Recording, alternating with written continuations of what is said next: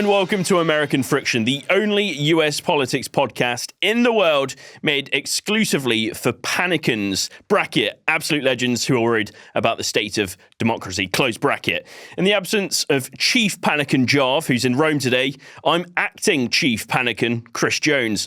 And joining me today is the president of all the panicans. It's the Rolling Stones, Nikki McCann Ramirez. Hello, Nikki.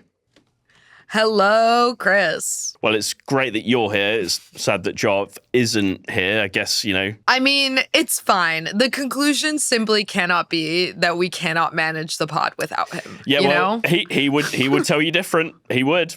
I'm sure he's listening to this as well, so don't hate me for that comment, Jarv. But I'm keeping it in, you know? I'm keeping it in. And as Jarv isn't here today, we're all wearing black to showcase our sorrow. He's made me say that. I'm actually in a beige jumper and Nikki's in white, actually. So if anything, we're celebrating. Simon's the only one in black. Simon is obviously very sad today that Jarv isn't on the pod. It's pure coincidence, Chris. Pure coincidence. Pure coincidence. There we go. Yoda heard the news and left the room. Yeah, I don't blame Yoda at all. Anyway, on this show, tariffs. It's a story that won't go away. And on Wednesday, the story took a new dramatic turn as Trump announced a 90-day pause on tariffs for most countries apart from China, who he hates. And he's told us all about that. We'll get into why he's made a U-turn and what it means. And we'll round up some other stories that you may have missed from US politics and answer some listener questions too, which will be nice and good. But before that, it's that time of the week, and Jarv makes me do it, so I'm going to do it this week. I'm going to make myself ask a silly question. So I'm going to go with this one. Don't act like you don't love this part. It's fine. It's fine. It's a nice bit, I guess. It makes us all giggle sometimes. But we'll see if it does this time. Maybe not, because it's quite serious, or not. It's not that serious, actually, but on to the question. Bernie Sanders told the public, wake up or bow down to a new king, which is a fair point. A new queen. I kind of combined king and queen together there, which is quite the achievement, but I've done it. It's a fair point from him, to be honest. But if the US were to have a king or a queen, and you could pick anyone, Nikki, you could pick anyone tomorrow. They've given you this power. Who would you pick? Who would I? Ooh, this is a good one. Thank you. I've thought really hard about it. Probably. Well, do they have to be alive? I'm going to say yes, they have to be alive. Who do I trust with this awesome power? So I've got... should I do mine first? Like, honestly, my, gut answer is, Tom Hanks. Tom Hanks? Yeah. For what reason? Like, my gut... Because my gut answer was, Mr. Rogers. Nice dude.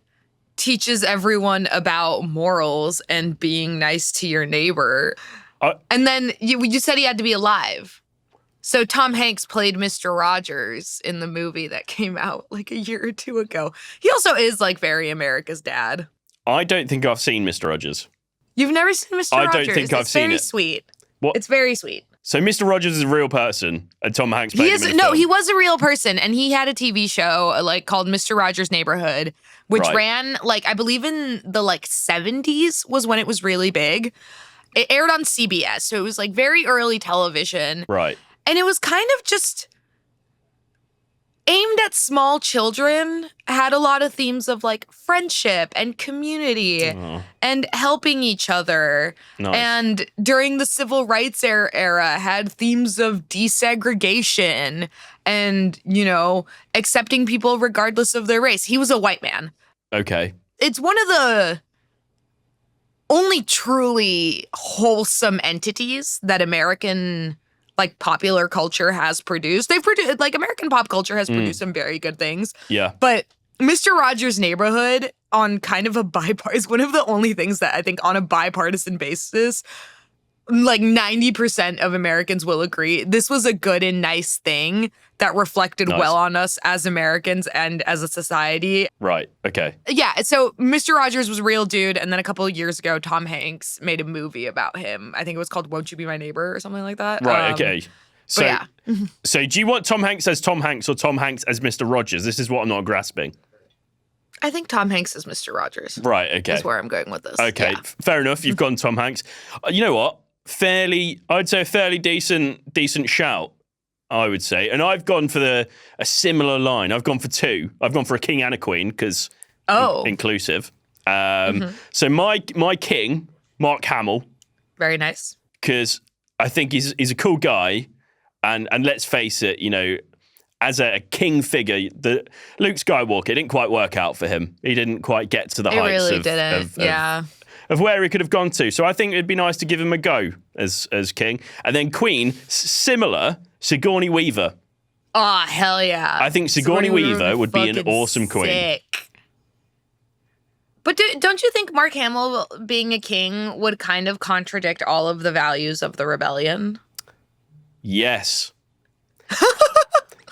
But it's not Luke Skywalker. It's Mark Hamill was Mark Hamill, which is where I differ from you. Mine's based in reality. Yours is based partly in reality, but also not. Or is it? I also think Tom Hanks is just like a really nice guy. Listeners, let us know who would be your king or queen if you could pick a king or a queen for the US. It's a realistic question. It might happen. It probably won't, but who knows? Anyway, welcome back, Panicans. You're listening to American Friction.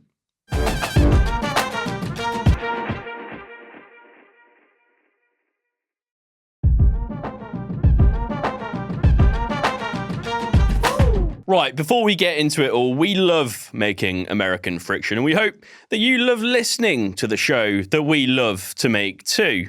If you do, we'd love it if you could find it in your heart to support us on Patreon. For just £3 a month, you'll get the show ad-free, and other tiers will get you access to bonus content and merch. And if you sign up for £5 a month or more, we have a Patreon chat community where you can ask us questions to us, to each other directly, so we can talk through all the madness going on in U.S. politics together. And you also get fantastic, exclusive, subscriber-only Yoda the Cat content. And major perk. Who doesn't want that? And occasionally you'll get some pictures of Jarv's dog called Cheese as well, which isn't a dog. It is a dog, but it's not a dog. It doesn't have any elbows. It's a thing. It's a thing. So what are you waiting for? Follow the link in the show notes or go to patreon.com/American Friction to sign up. Let's get on with the show then. And Nikki, my word, it's an absolute mess, isn't it? In it. It is. Isn't it? It's been hard to get your head around because not only has this happened, but everything else is still happening at the same time. So let's focus in on this tariff situation. Just walk us through what happened on Wednesday and what is this 90-day pause? Yeah, it's kind of been a everything everywhere all at once type of situation with the tariffs. So if you don't know, what the fuck have you been doing? Last month, Trump announced that he would be implementing broad-based tariffs on pretty much every single country in the world, including the ones entirely inhabited by penguins with no human populations. Yeah. There were 2 layers to those tariffs. We discussed this more in depth in another episode. Go back and listen to it if you want the full skinny.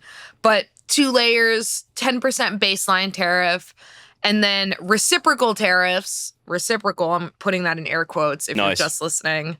Reciprocal tariffs based on really messed up, inaccurate, unsound math that basically targeted each country differently based off the trade differential between like the US and that country. The trade differential just being the difference between imports and exports. So Americans are a consumption black hole. We like our little treats. We like our little trinkets. We like paying next to nothing for all of them. We consume. I will admit it. I'm a bit of a hoarder. Every time I have an event, I'm like, ooh, I should get these decorations and this little outfit. And no, I don't want to pay more than $20 for all of this. Right, okay. I try to practice ethical consumption as often as I can. It's actually been one of my goals this year. Nice. To buy less crap. But every country that sells crap to the United States obviously was like, holy shit, it's going to get a lot harder to sell crap to the United States. So market futures go down, investor confidence declines. you now have people reevaluating long-term plans for business for the United States. A bunch of businesses in the United States are like, oh my God, I get all my stuff from China. I can't pay a 100% tariff on like every product I sell in my small business. I would have to like double the price I sell it for. So what you started seeing was in the last week was a lot of really insane whipsawing from the major US markets, the stock market, like the Dow, the NASDAQ, the S&P 500. Those were all just going up and down and up and down. Yeah. And every time there was a rumor that Trump was going to pause the tariffs, even if it was completely false, markets would shoot up because people were like, oh, thank God, we're done. We're done with this. And then the White House would be like, no, we are full steam ahead on this, blah, blah, blah. So that was happening for like a week. And then between Tuesday and Wednesday night, the U.S. Treasury bond market started getting really wonky. So U.S. Treasuries, I'm going to do that to avoid giving people like an Econ 101 lecture that I am definitely not qualified to give. Treasuries are considered a very safe investment in the United States. It's basically the U.S. Treasury telling a buyer, like, you give me buy a bond, a certificate from me for X amount of money. And in 10, 20, 30 years, they're supposed to be kind of like longer term. I will pay you back the amount you paid me with interest. Yep. It's a slow, stable market. Like if your grandma in the United States, it's kind of like a joke. If your grandma gives you treasury bonds, like you're kind of set for a while. Like those are going to pay off because they're supposed to pay off and the U.S. government does a lot to make sure that they pay off. Over the past decade plus, hedge funds, investment funds, which have taken on a lot of the market risk that used to be on big banks, like pre-2009 global financial crisis, have been doing this thing called basis trading with treasury bonds, meaning that they buy up treasury bonds and then sell futures on that bond. Basically, what these hedge funds are doing is trying to make a little bit of a profit off of the difference between what a bond cost and what you can sell the future for, you know? But the problem is that they've been leveraging these futures a ton. They're kind of overexposed in terms of the risk of these bonds. And we saw in 2020 during the COVID crisis that when markets started to get unstable, international banks that were holding a lot of treasury bonds, treasury bonds are an asset that you can very quickly convert to cash. Yeah. Convert to liquidity. So all these international markets in the 2020 COVID crisis started selling off treasury bonds. And hedge funds, which were completely over leveraged on a lot of these treasury futures and their holdings, took massive hits to a point where economists were worried, like, oh, this could collapse the market if it was a little bit worse because they're so over leveraged that a couple point swings in the treasury market could wipe out like all of their holdings to a degree that if it gets bad enough, it could be like a 2008 style crisis. So what we saw between Tuesday and Wednesday was another like kind of little tick similar to what happened in 2020, where it became really clear that people were starting to sell off treasury bonds. Investors who hold treasury bonds and see that the U.S. markets are on the fritz, that Trump is like, I'm going to tariff everyone and their fucking mother, or like, holy shit, these could become worthless. Yeah. If the U.S. economy crashes or if something happens. So they just start selling them, and then that causes a domino effect. Yeah. When that started happening, that's when I think the switch flipped at the White House, and they were like, oh, holy fuck, this is bad. Like, it's one thing for the stock market to be like, ooh, we go up, we go down, ha, ha, ha, we go down some more. Yeah. It's another thing to rock a pillar of the global economy. Yeah. Well, on that comment that you've made there about the switch flipping, some would say that there was no switch to flip at all because this was the plan the whole time. And one of those people was the Treasury Secretary, Scott Bessent. I think I'm saying his name correctly there. Scott Bessent, yeah. He said this He's lying. Well, he said this was the strategy all along. Well, you've just answered my question there. You think he's lying. Do you not think that there's some kind of secret genius from Trump here, that this was the play all along, and this was just a reset button for the US economy?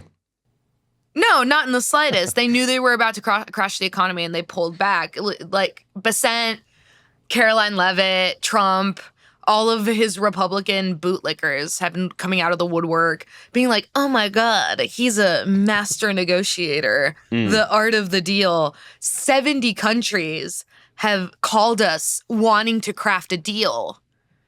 Well, the question is there, how many favorable economic deals for the U.S. have you crafted with those 75 nations? The answer so far is 0. The hours before Trump announced, and I want to get into the minutia about this pause. I'm going to put a pin in that for a second. Hours before Trump announced the pause, Politico put out a report in which they had talked to economic representatives from several countries who had reached out to the United States. And they had told them, like, we haven't heard back from the White House. Like, yeah, we've talked to some people who represent the White House, who represent, the trade negotiators for the White House, but we're not hearing anything back from them. So what happened here is that Trump, he balked. He blinked first. Yeah. He was playing a game of chicken with the global economy, and he blinked first, and now they're doing damage control. To be clear, that is a good thing. Crashing the global economy, the U.S. economy, would have been a really, really bad thing. And it kind of looked like that's where this was headed. But the reality is that Trump hasn't negotiated a deal yet. Yeah. And he hasn't repealed all of the tariffs. I'm going to circle back to that thing I said I was going to put a pin in. Nice job. Thank you. Welcome. I want to read the full Truth Social post in a moment because it's insane. I've never seen a post like that. But he increased tariffs on China, which we're going to talk about in a second. But China is the U.S.'s third largest trade partner. So American consumers are going to be paying more for a large subset of goods that they use on a daily, weekly, regular basis. He only repealed the reciprocal tariffs. The 10% baseline tariff remains in effect. Yeah.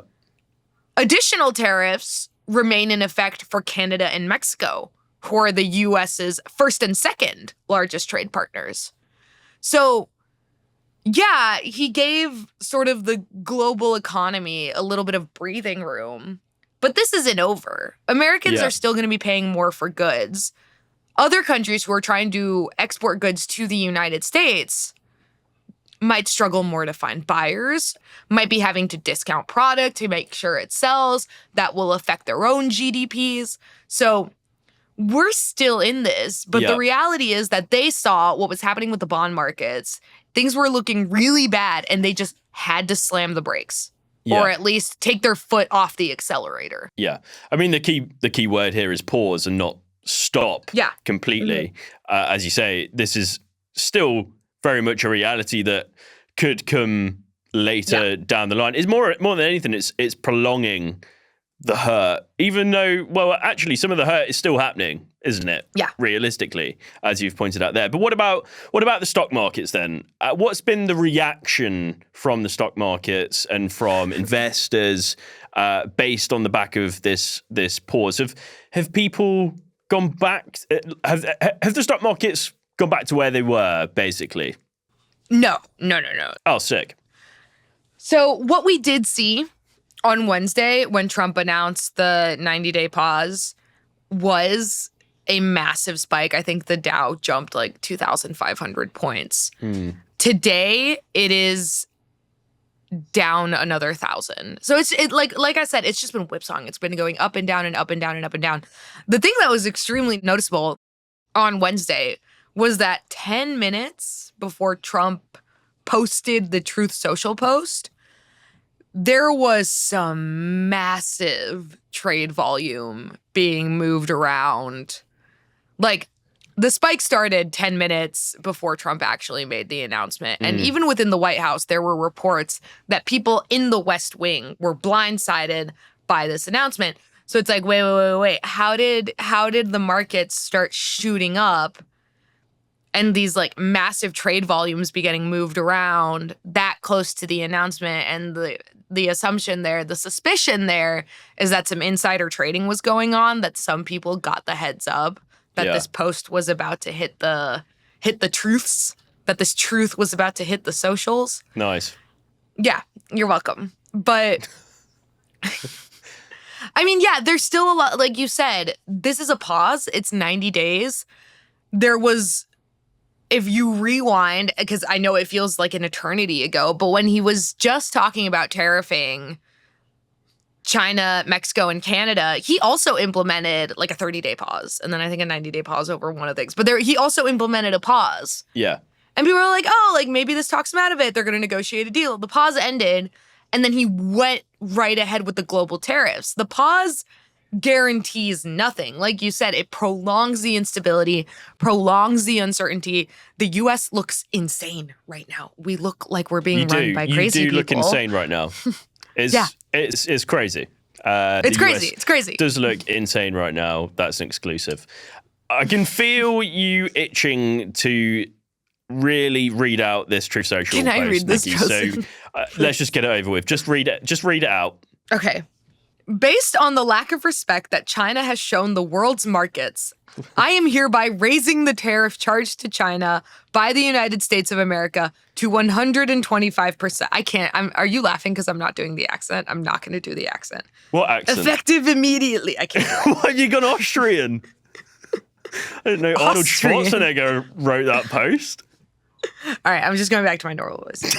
At some point, hopefully in the near future, China will realize that the days of ripping off the USA and other countries is no longer sustainable or acceptable. Okay, this is where it gets, because like I'm a writer. I write. I know I talk. I yap to you guys a lot, but I write, and I sometimes write run-on sentences. It is a problem. I am working on it. I have gotten much better over the course of my career. Okay, good job. This is the run-on sentence to end run-on sentences. Okay? Yep. Conversely, and based on the fact that more than 75 countries have called representatives of the United States, including the Department of Commerce, Treasury, and the USTR, to negotiate a solution to the subjects being discussed relative to trade, tariff barriers, tariffs, currency manipulation, and non-monetary tariffs, and that these countries have not, at my strong suggestion, retaliated in any way, shape, or form against the United States, I have authorized a 90-day pause and a substantially lowered reciprocal tariff during this period of 10%, also effective immediately. End sentence. Thank you for your attention to this matter. Christ. Like, me and every other journalist in my orbit were looking at this post, trying to decipher what it meant. We were like, okay, China, 125%, effective immediately. Like, we got that. But then the second half, it was like, is he repealing them? Is the 10% still in effect? Is it a pause? Does this stack on top of the other stuff? It was just like the White House. When I tell you this announcement was out of the blue, the White House in the press conference that Bessent and Caroline Leavitt held after Trump posted, they couldn't clarify, did the 10% mean that the reciprocal tariffs were all being reduced to 10%? Or was that just the 10% global tariff? They couldn't clarify it, and it took them a couple hours to. Yeah. Well, it almost feels like they've done so many things so quickly that finally it's catching up to them, that they have run out of the words to explain everything that they've tried to implement. That was quite a long sentence from me right there. But it feels like this massive mess. No one really knows exactly what's going on. And everyone has different thoughts and ideas and interpretations. And to top it all off, it's a really confusing subject as it is.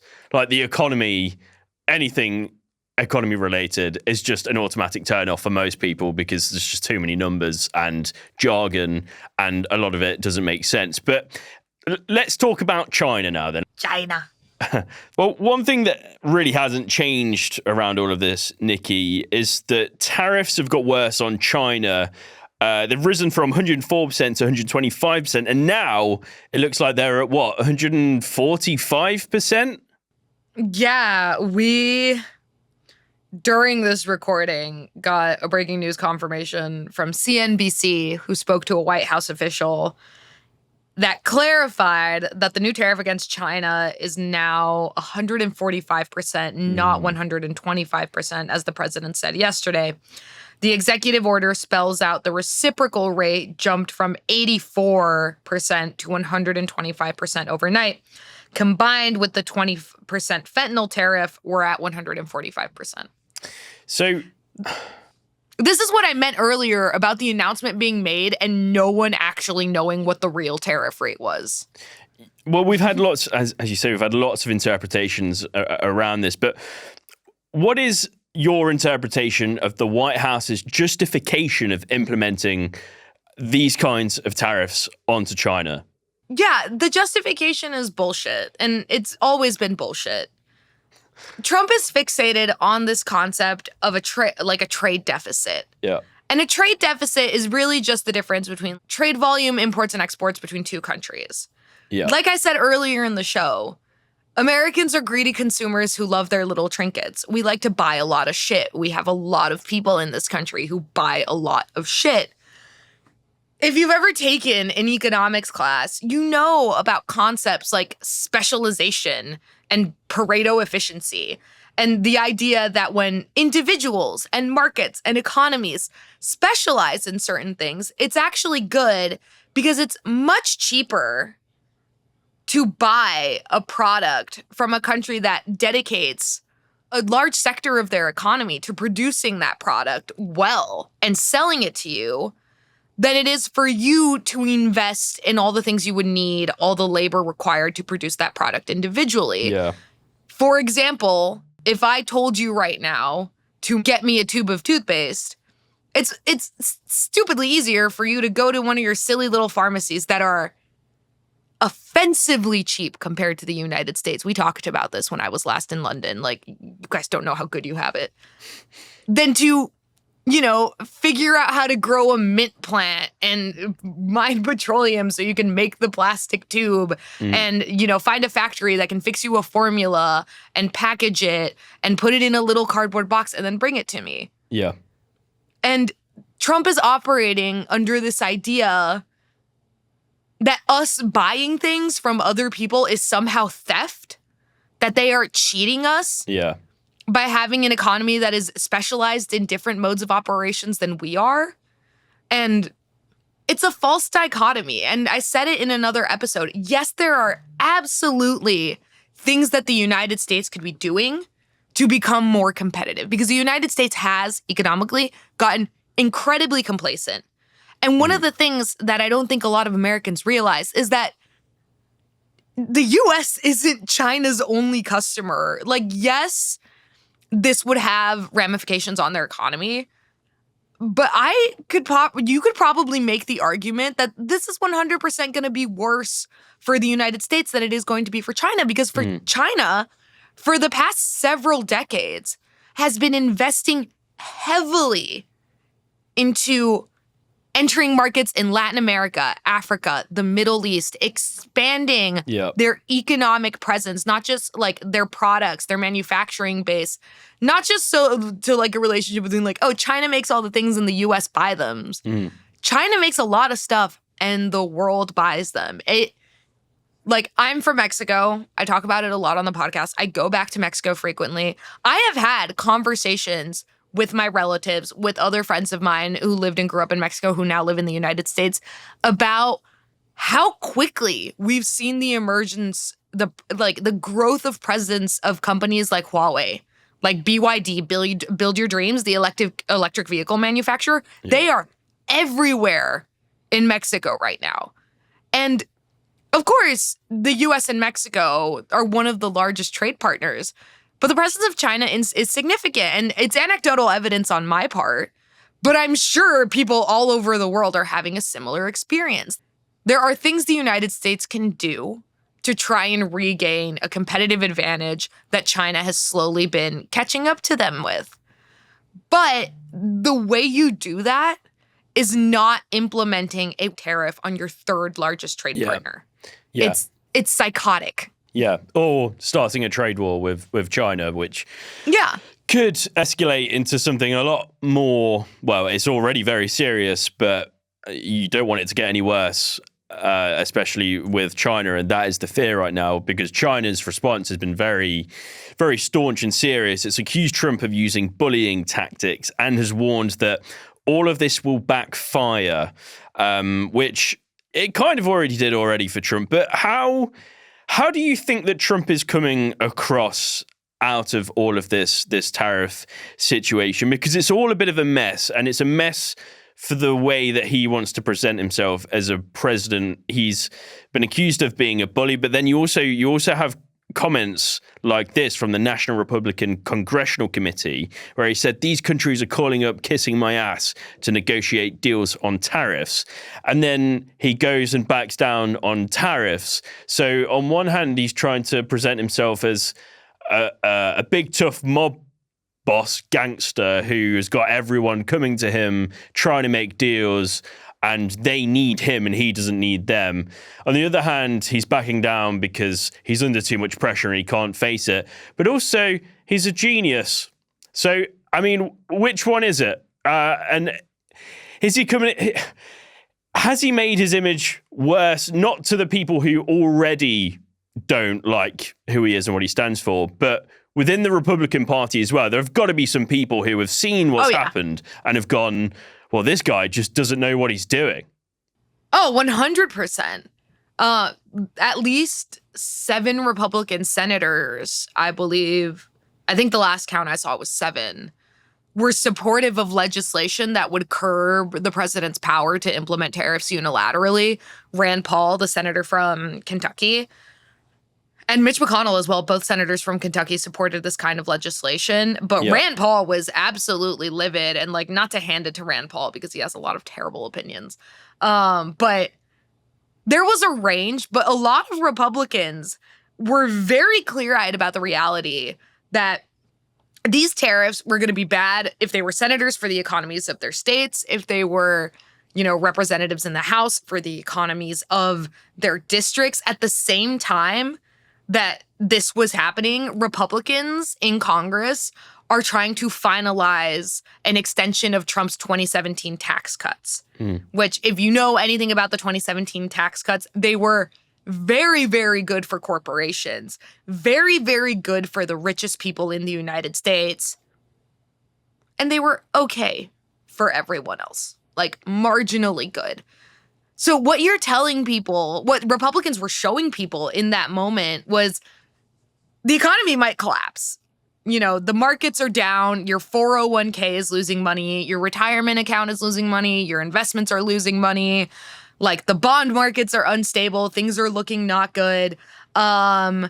We're going to make things way more expensive for you by implementing all these tariffs. And oh, by the way, we're going to, give some tax cuts to the rich people. So yeah, some Republicans were panicking. Yeah. There's already talk that 2026 is going to be hellish for the GOP. Why make it worse? And I think I said it earlier. Trump just looks insane. He looks erratic. The U.S. looks unreliable. Yeah, things certainly aren't looking good for the GOP or the US really in general. Really much like your Trump impression. But we'll leave it there.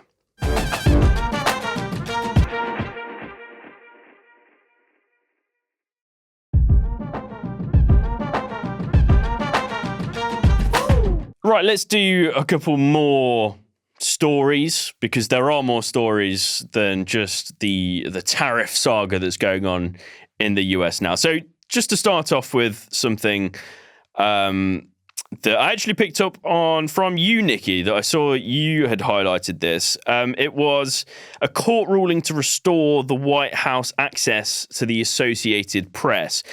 Just give us a sense of how big a deal this is. It's a really big deal, but it's not permanent. Like, I don't think we can say that it's a done deal now. I think the United States government will continue to appeal this. If listeners recall, the White House kicked the Associated Press, the very renowned newswire, out of White House events that they're usually allowed to cover, the White House press pool, because the Associated Press refused to change its style guide from the Gulf of Mexico to the Gulf of America, which we here at American Friction also refuse to acknowledge. Oh, yeah. Anything but the Gulf of Mexico. And, the AP sued saying it was unlawful retaliation over freedom of speech. The court agreed with them. It is a pretty big deal given how directly free speech has been under assault by this administration. We're arresting pro-Palestinian protesters and deporting them to other countries. So it is a big deal. I think the government will try and appeal it. But, it just goes to show sometimes you just sue, Yeah. You just sue. I think it was a matter of time before the AP got the access back. I'm surprised more people didn't make more of an issue out of it in the first place. They did. No, a lot of news outlets, including some Republican outlets, actually signed amicus briefs and stuff supporting the AP, basically saying, like, if the government can do that to the Associated Press, what's to stop them from doing it to the rest of us? Yeah, and it's exactly. like, idiots. Yeah. You're this close to getting it. Yeah. Well, there's some good news for you listeners, so you're welcome. One last thing before we get into some listeners' questions. Nikki, Trump, here's another Truth Social post from Trump, and I'm just going to read a little line from it. It was posted on Monday, and it said, "Don't be weak, don't be stupid, don't be a panican." And then in brackets explained what a panican is. Basically a word he's completely made up. No. You have to read the bracket. What was the bracket? I can't... A new party based on weak and stupid people. Be strong, courageous, and patient. It's and like greatness will be the result. It's like someone who tells a joke but then feels the need to explain the joke to them for anyone to be able to get it. And that's lame.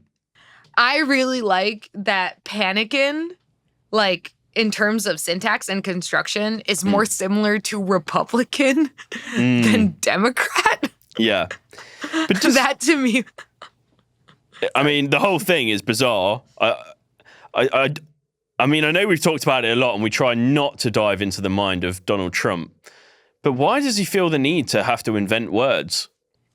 Sometimes the little walnut that holds whatever's going on in there, it gets a little full and something needs to come out. And I think this is the way he does it. It's like a 2-for-1. He just combines some terms and then he frees up double the space.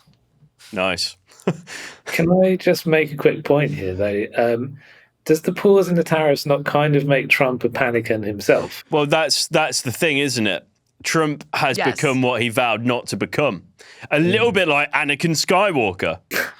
It rhymes. And it rhymes. There we go. There's so many Star Wars references in today. So again, listeners, you're welcome. Let's get to some listener questions, shall we, Nikki? Let's do it. And this first one comes from Gabby.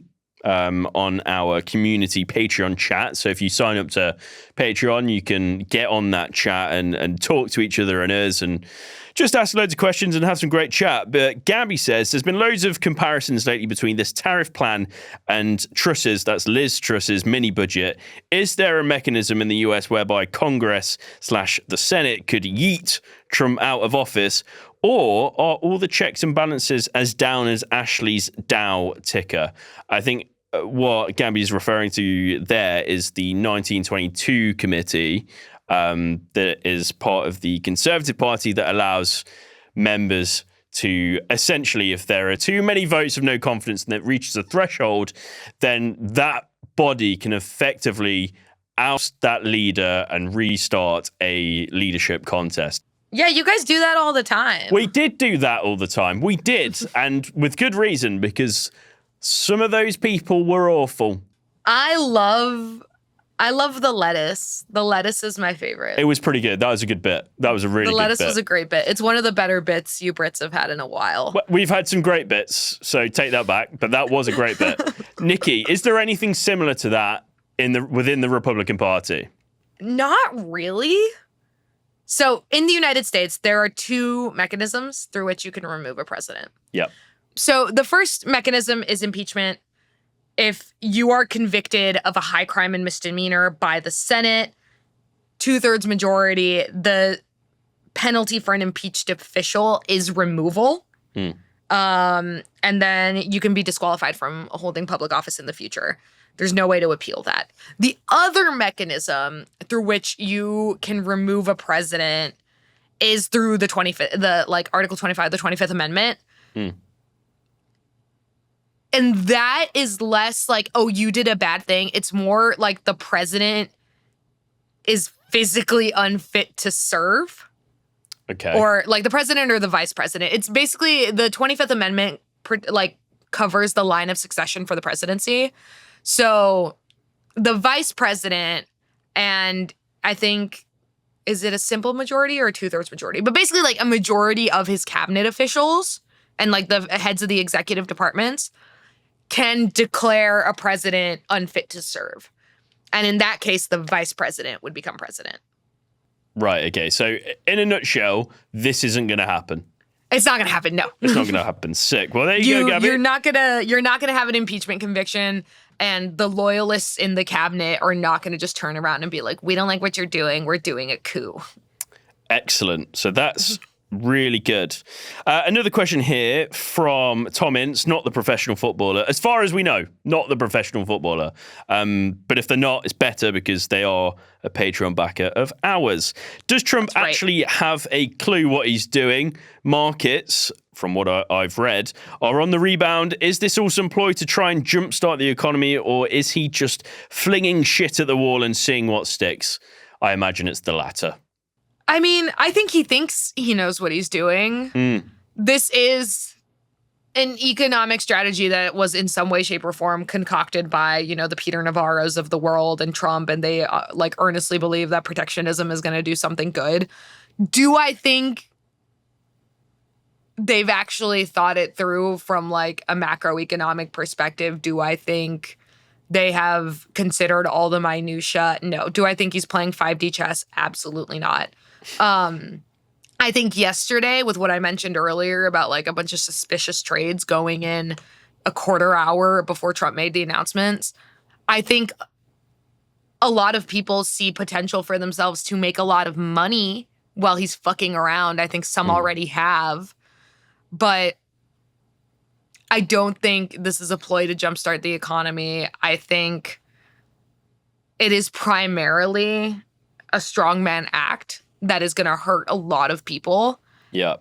Because, like, macroeconomic forces, it's not something you just flip a switch and, it's not like Age of Empires or, like, it's such a niche reference.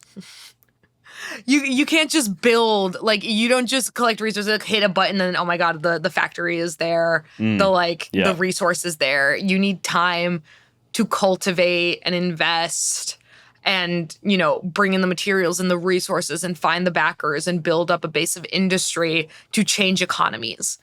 It's not something that you just do via proclamation. And Trump is used to governing by proclamation. And I think a part of him earnestly believes that if he just says, I'm doing this and the economy's going to be good, that's what's going to happen. And it's absolutely not the case. And you can see it just at a baseline level from the clear misunderstanding from him and other Republicans about what a tariff is and how it operates, that they're not thinking 10 steps ahead of anyone else. If anything, as we saw on Wednesday, they are now scrambling to stop the train from running away from them.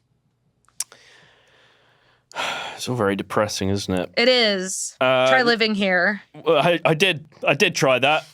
I'm back here. That tells you everything. That's right. One last question, and this can be quite a quick answer, I think. It's from Gemliz K on Blue Sky, who asks, what are the chances of the euro taking over the role of the dollar as the world currency? Do you want to take this minimal, first? Yeah, go for it. My answer is probably not. Well, my answer is also probably not. And I found this quote from Politico, which is from Marko Papic, the chief strategist at BCA Research. He said, it is unlikely that the euro can replace the dollar as a reserve currency outright. Europe may be rearming with gusto, but its global power projection is likely to trail that of the US for at least the next decade, and every reserve currency in history was complemented by a global military hegemony. Lots of big words there. Essentially, I think what they're saying is that the euro isn't developed enough, and also the US is still the biggest economy, essentially, in the world. And therefore, for the euro to take over the dollar, it will take some time. That's my interpretation. I'm not an economist. Do not sue me. Don't take any of that as advice. What Do you not say, take Nikki? financial advice from us. Absolutely We are not me. No, I can barely divide. Do you have anything to add to that answer there, Nikki? Or is it just no? No. You don't. Excellent. I don't think it'll happen. Excellent. Well, I'm glad we wrapped that up. And that brings us to the end of this episode of American Friction. Thank you very much, President Nikki. You're welcome, Acting Chief Panikin, Chris. And thank you. What can Simon be? He's the kind of like the Interim handler. He's the guy. Oh. He's chief. He's party whip. It's like chief of staff or something. I feel like I want. But Yeah. I think We've already got your a panicking party, panicking party chief whip, Simon. thank you kindly. My word, we got there.